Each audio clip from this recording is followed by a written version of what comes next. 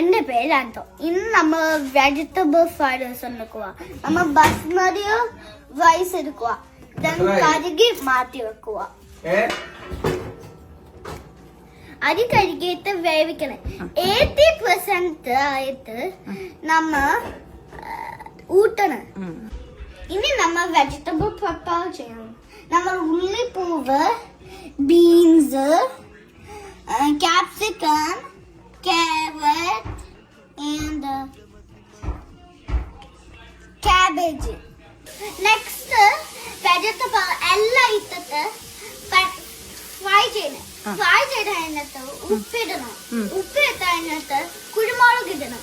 കുരുമുളക് ഇട്ട് കഴിഞ്ഞിട്ട് സോയ സോസ് ഇടണം. വേവിച്ച ചോറ് ഇടാത്തിടണം. മിക്സ് ചെയ്യണം.